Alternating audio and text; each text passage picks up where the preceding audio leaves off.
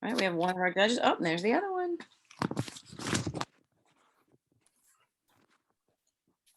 So judges, whenever you are ready to introduce yourselves, go right ahead. I'm Rita McCannon. I'm an attorney in Huntsville, Alabama. My colleague is. Hi, my name is Tandy McConnell. I spent about 20 years as a professor of history at Columbia College in South Carolina. Then I wanted to do something more fun, so I became a middle school history teacher.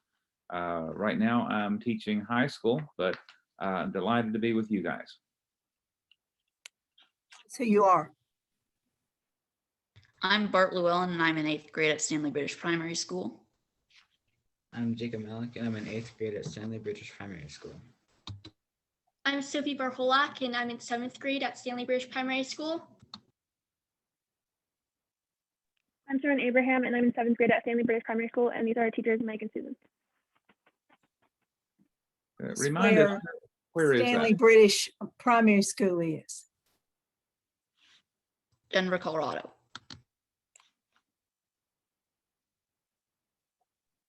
Awesome. It's again, it's totally your choice, but remember, you are welcome to all stay unmuted if you want to. I'm going to be muted, but you don't have to be. Okay.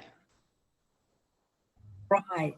We are here to look at Unit 2. I presume you all are prepared and chomping at the bit to go. I will read you question 1, and then we look forward to hearing from you. Alexander Hamilton said in 1780, "The Confederation itself is defective and requires to be altered. It is neither fit for war nor peace." Do you agree or disagree with Alexander Hamilton? What were the strengths and weaknesses of the Articles of Confederation? What problems, if any, did the founders face in writing the Articles of Confederation? What impact, if any, did Shays' Rebellion have on the founders' thinking about government? What is the significance of the Northwest Ordinance of 1787? You may begin. Our Articles of Confederation ought to be revised and measures immediately taken to invigorate the Continental Union. Depend upon it, there lies a danger for America. This last stroke is wanting, and unless the states are strongly bound to each other, we have to fear from British and indeed from European politics. Marquis de Lafayette.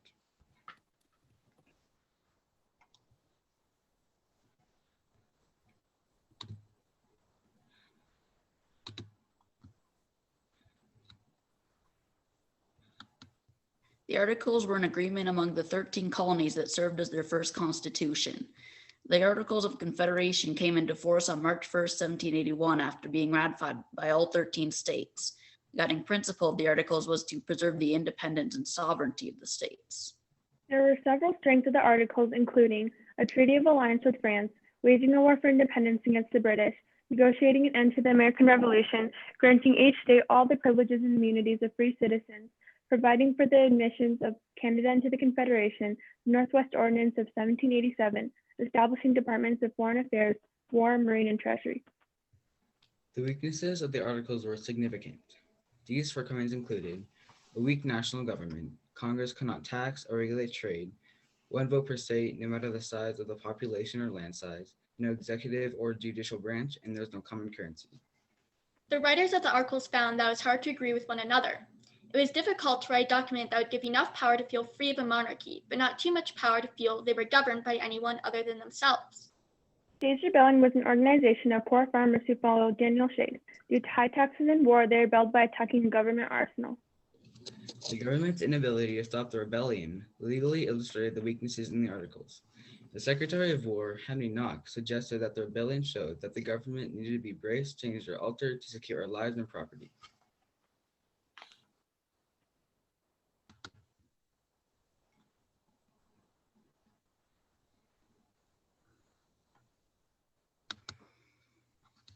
Other areas of the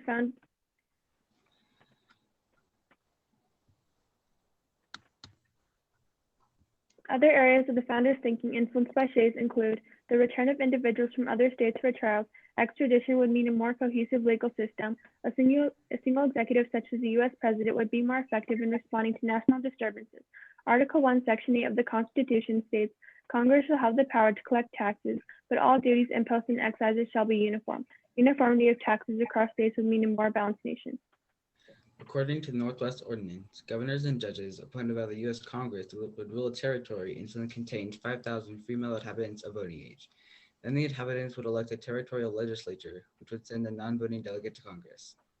It also banned slavery in the territory. The Northwest Ordinance of 1787 was the single most crucial piece of legislation in the Confederation period. When the population in the territory reached 60,000, the legislature would submit a state constitution to Congress, and upon approval, the state would enter the Union. The ordinance provided for orderly Western settlements. As a further matter, the ordinance states that Congress compacted with the settlers from other territories would be equal citizens of the U.S. They would have all the rights fought for in the American Revolution. Were the Articles of Confederation enacted a Bill of Rights? The ordinance provided one that consisted of rights such as trial by jury, habeas corpus, and religious freedom. With minor adjustments, the Northwest Ordinance would remain the guiding policy for the admission of all future states into the Union. We are now open for questions.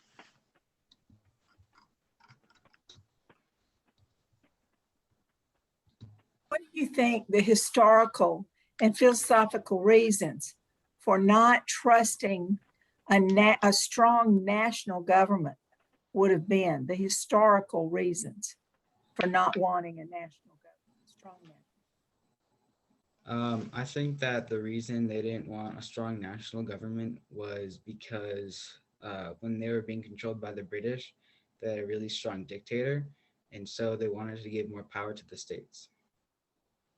Adding on to my panel mate. Oh, Sophie, you can go. Adding on to my panel mate, when they were under Britain's rule, the government really abused their power, and so they were worried about giving it too strong of power. Adding on to my panel mates, they didn't want to repeat the government from the British, and they wanted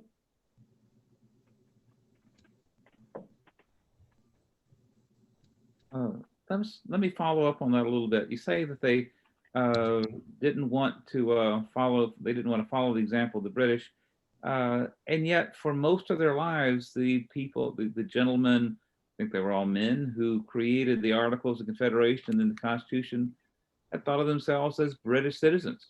They had a British education. Some of them had been educated in Britain. Did they not want to be British, or did they want to guarantee for themselves the rights they had known as British, as under the British? I think there's a difference there we might be missing. Could you clarify the question, please? Okay. When we think if we go back to Unit 1 for a little bit, we remember it talks about the British the Bill of Rights, the British the English Bill of Rights, and those guarantees of all of those what we would think of as those basic fundamental human rights. And it seems to me that that's what the people who were declaring independence, they wanted to guarantee those rights for themselves. Do you think they really didn't want to be British, or if the British had provided them those rights, would they have remained British? Let's try it that way. If they could have been guaranteed their rights, would they have stayed in the British Empire? What do you think? I don't know if they would stay in the British Empire, but I feel like there is a bigger chance of them. They wouldn't want to leave British as bad if they had the protection of their rights. Okay, that would make sense. Let me follow one more follow-up question that might make a bit more sense. Which do you think is more to be feared by a free people? And they saw themselves as a free people. A government that is too powerful, or a government that is not powerful enough and not able to protect its citizens? Which is the greater danger? I think for the writers of the Articles of Confederation, a government with too much power was the greater fear because they had personal experience with it. So they fear too much power. And based on what you've read in the articles, what would you base that argument on? Is there anything in the Articles of Confederation that would help support that argument? Maybe not a specific quotation, but just what it does. The Articles of Confederation gave most of the power to the states, sort of decentralizing the power, and it only gave one branch of government. Good, exactly. I think that's perfect. Thank you so much. Why do you think they failed to provide in the Articles of Confederation for an executive or a judicial branch of government? And that would just follow on to what you've been talking about.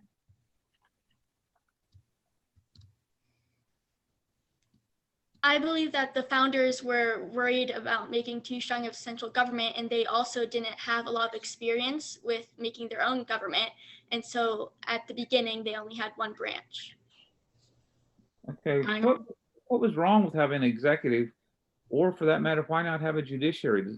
Doesn't somebody have to be a judge? And don't you have to have a judiciary somewhere? How could they do that? And what was wrong with it? What did they see as wrong with that? I think with the executive branch, they clearly saw that as wrong because of their experiences with a single monarch, King George. But with the judicial branch, I think they assumed that they had that on a more local level and didn't need to provide it nationally. Exactly. Thank you.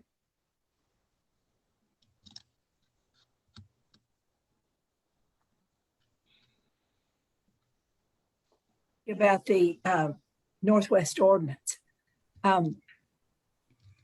Why do you think, what was the most significant measure to come out of the Northwest Ordinance of 1787?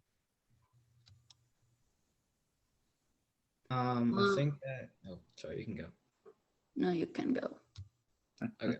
I think that there are a lot of things important that came out of it, especially like civil rights in states. I also think that what was important about it is that it kind of like more peacefully put, I guess, new territories into the North. Adding on to my panel mate, the Northwest Ordinance banned slavery in the new territories, which was very important. Adding on to my panel mates, I think the fact that it provided a Bill of Rights for the states was crucial, as well as the fact that it allowed for the United States to expand more easily and in a more orderly way. Can you name any of the states that were considered to be Northwest back then?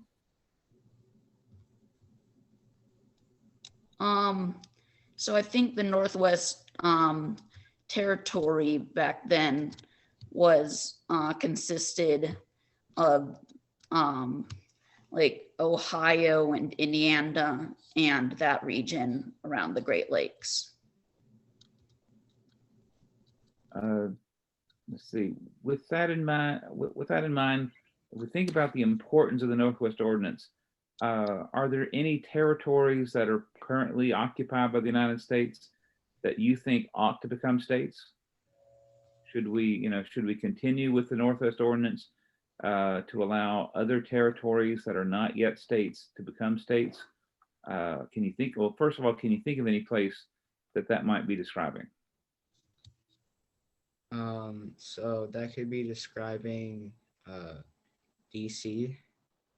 Actually, you're absolutely right. We could not exactly, but that certainly is the most important because that's what's in before Congress right now. What do you and this is just purely your opinion. Do you think that Washington, D.C., come on, do you think Washington, D.C. ought to become a state or not? Just give me a yes or no and I won't ask for an explanation. I think it should. You think what? I think it should. You say it should. Yes. Anyway, any other opinions? I'll agree with you on that should too. I'm not sure it's going to happen, but I'm willing to take a stand on that one too. Great job, everybody. Go ahead, I'll allow our lead judge to give the first response, and I'll come back and say that again. Oh, thanks. He breaks all the rules by asking an extra question and then says, "Oh, go ahead. You go ahead." I enjoyed that so much.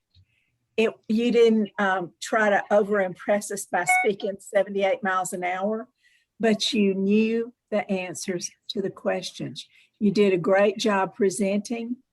I can tell your teachers have spent a lot of time with you.